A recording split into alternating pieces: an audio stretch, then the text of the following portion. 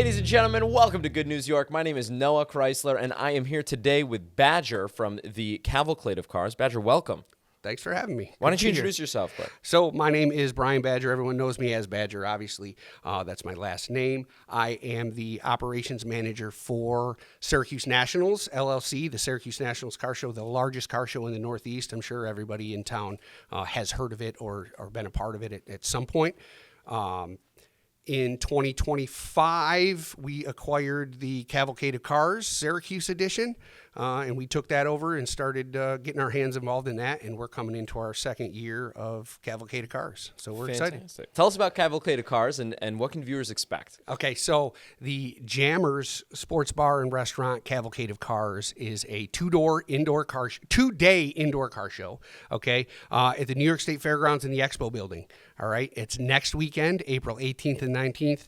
We have over 200 displays of cars, Jeeps, trucks, bikes, customs, classics, motorcycles. We have vendors. We have a pinup contest. We have a charity pinstriping event. We have stuff for kids. We have live music. Just a whole bunch of good stuff going on, man. Really. Awesome. Oh, very cool. Cool.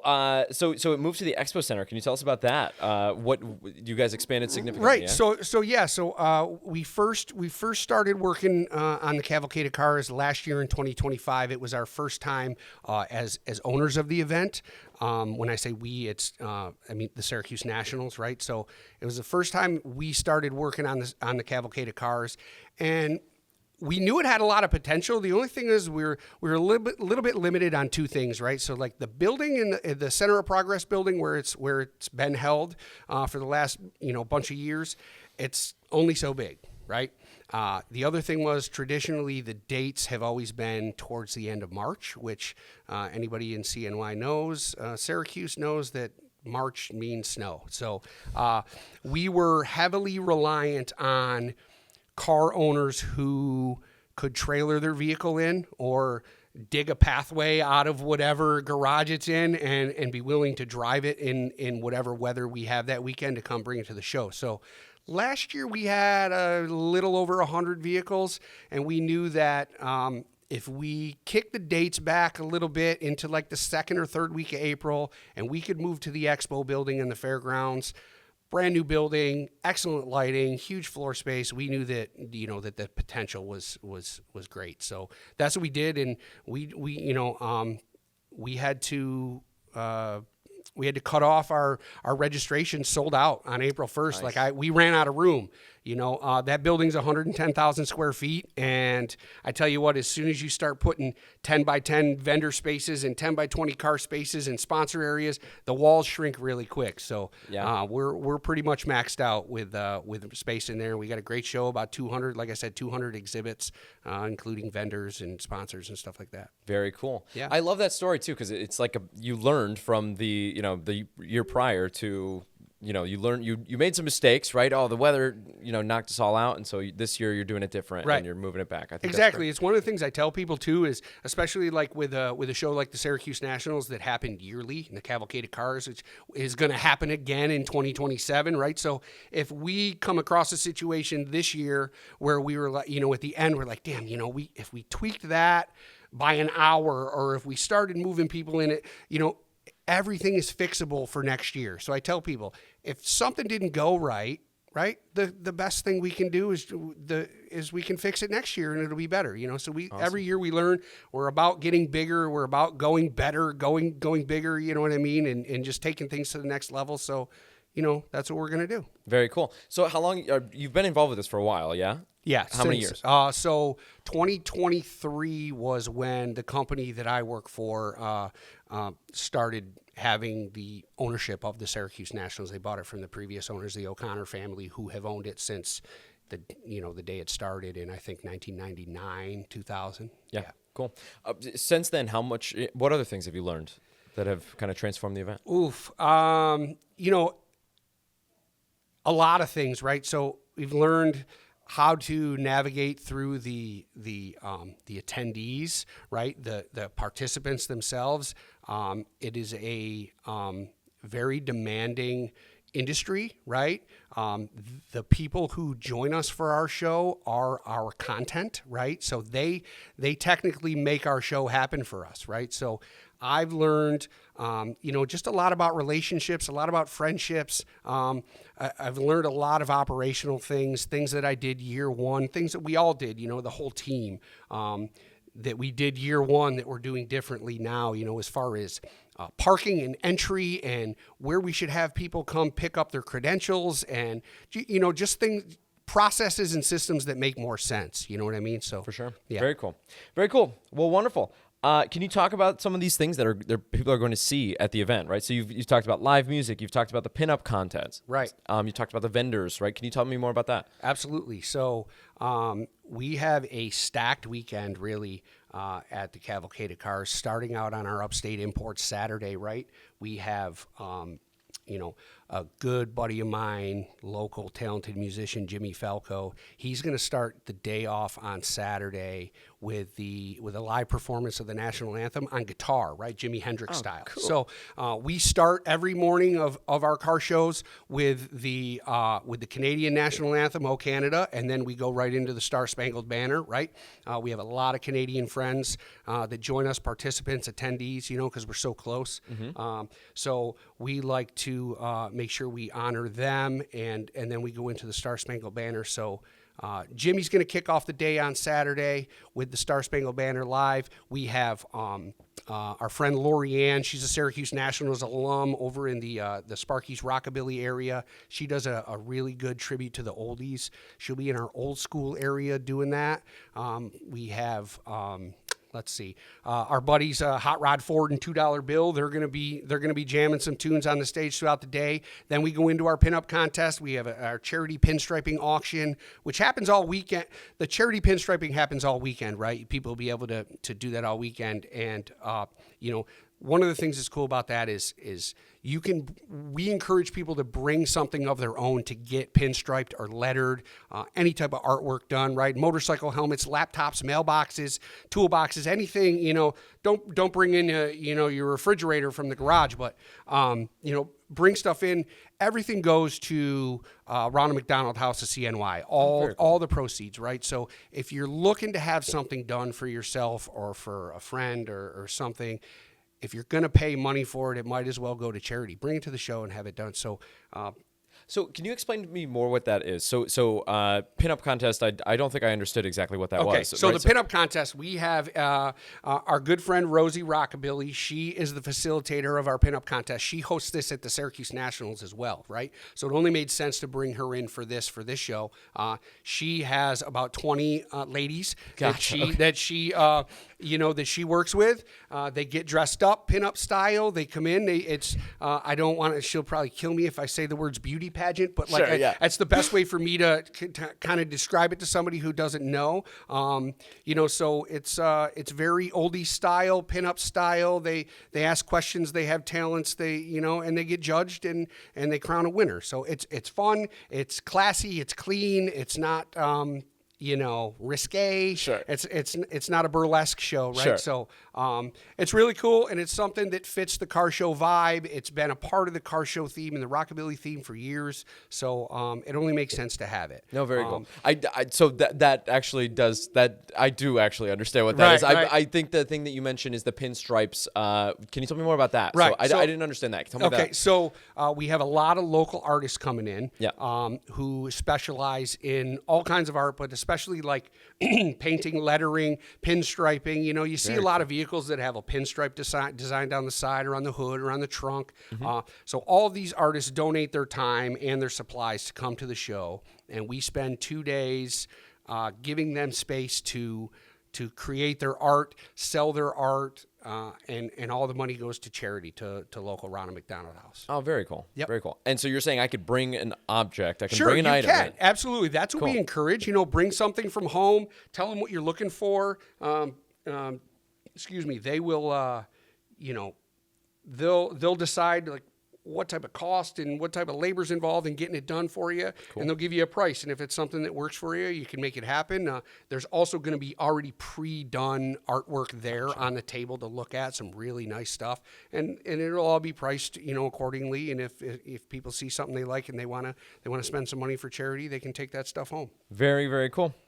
Why do you think car culture is so important to the Syracuse area here? Oh man.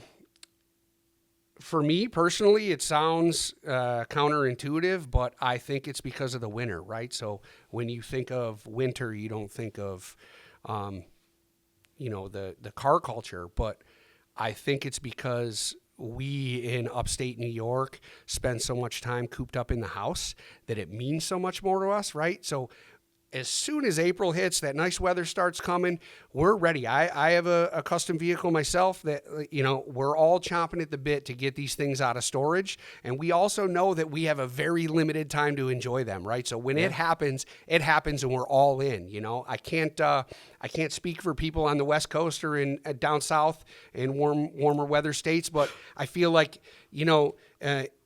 cruising around in January in Miami in your car is just regular everyday life, right? Yeah. That doesn't happen for us, right? So I think we appreciate a little bit more because we know how valuable it is because we only get a small dose of it. So that's my take on that. What a great observation. I mean, I totally agree with that, right? Yeah. My dad is a mechanic. He runs Chrysler Treasure Automotive over on Factory Avenue, and he's a big car guy, right? My last name is Chrysler, so cars are a big part of my my family's culture. I don't know anything about cars. I probably should, but right. But yeah, no, throughout the winter, you store your car in a garage, and then when you take it out at the beginning of the summer or the beginning of the spring, right? That's a big momentous occasion for him, and it's always like a big momentous occasion around here. For sure. And I think that's what we're trying to capture too with the Cavalcade of Cars being in April. Yeah. Everybody's ready. So March, everyone's still kind of down in the dumps a little bit. There's still snow on the ground. People aren't ready, but I'm looking forward to some nicer weather and the salt being washed off the roads, and we're gonna set the standard for being really like the first car show of the year to get people out and kick this thing off. Fantastic, cool. When you're at the show, I'm assuming that families come to this, and you probably have an opportunity to see kids, interacting with car culture for the first time. Absolutely. Do you think that this is a good way to kind of get the younger generation involved in car culture and that sort of thing? Absolutely, 100%. One of the things that we try to really focus on is the family aspect of it, especially Syracuse Nationals first and foremost, and then we're carrying that over to the same model with Cavalcade of Cars. Right off the bat, kids 12 and under are free. They're always free. Kids riding in show cars up to 16 years old are free coming in the gates with their parents, right? So, once kids are inside or they're at the show, there's probably a lot of kids who know what they're looking at, but there's probably also a lot of kids who don't, right? So I don't think kids forget these types of experiences, and it could be the catalyst that kicks off a whole different lifestyle for them, right? They don't forget. I remember the time Mom and Dad took me to the car show, and I saw a Mustang for the very first time, and I've been a fan of Mustangs ever since. I remember the time I first saw a big lifted truck with huge tires on it, and I talked to the guy, and he let me sit in it, so like things like that, they go a long way, and I think it creates a vision for kids for the future, right? So they see what's possible if A, they have patience, and B, they keep their head down and focus. They can have something of their own that's special. Yeah, something to work towards. Yeah. I love that idea. Fantastic. Okay, cool. We got some potential hot takes for you. Okay, here we go. Cool. Are you a Ford guy or a Chevy guy? I'm a Chevy guy. You're a Chevy guy. I'm a Chevy guy, grown up Chevy guy. But it's funny. I drive a Dodge. My custom vehicle is a Dodge. But yeah, I'm a Chevy guy. Gotcha. Cool. What is the most overrated car at a show like this? You're gonna get me in trouble. You're gonna get me in trouble. That's with the idea. Somebody. If you don't want to answer, it's totally cool. To be honest with you, personal opinion, most overrated car at any car show is something that somebody buys at the dealership a week before the show and drives it in completely bone stock right off the showroom floor. You know what I mean? Not to say that it isn't special, and I'm sure they feel really good about it, but just seeing a bunch of cars that you can drive down, you know what I mean, Genesee Street and see at all the dealerships is, that's just personal. We do have lots of nice new cars that come from the dealerships that are at our show. You know what I mean? Sponsors, things like that. They're showcasing things that, for sale. The difference to me is like, that's the business end of things, right? Yeah. These people are car dealers and they're car sellers. Buying a brand new car with nothing done to it and registering it and bringing it to the show and putting it there, just the pizzazz isn't there for me. No, for sure. Some people enjoy it. For me, I like things that are a little done up or modified, Yeah. No, I can imagine. I mean, it's something that I think I've been to a handful of these car shows, right? And you can tell the person that's been doing this for 30 years, right? This is their favorite car. This is their favorite thing, right? Yeah. They've painted it a custom color based on something from their life that they love, And they've got all the little, little accoutrements in the car, right? They've got the little locks with the dice on it. Absolutely. And so I could totally see what you're saying, right? Yeah. With the brand new cars off the lot, it's like, yeah, cool, you've got a lot of money, but like, do you love this? The only exception, something to consider is like, young man who had a 69 Camaro in 1969, bought it new, had it, kept it forever, has grown old. He can't sit in those seats anymore. His knees don't work. He might not be as mobile as possible, but he still loves that 69 Camaro, but he needs something with a little more comfort. So he buys a 2024 Camaro with air conditioning and more comfy seats and, you know what I mean, better steering and stuff like that. That, I think, there's some relevance there. Absolutely. It's like, hey, I'm still in this. I just can't do what I used to do anymore. But yeah. What is one car opinion that you have that might start a fight at the Nationals or at the Cavalcade of Cars? Any hot takes that you've got? Hottest car take. Hottest car take.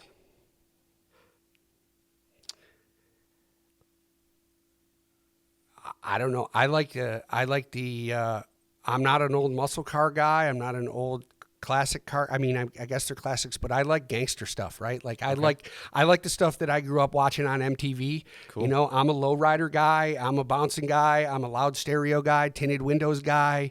I didn't grow up riding in the back of a 32 Ford with my parents. I grew up watching Dr. Dre and Snoop Dogg on MTV. So, that's my.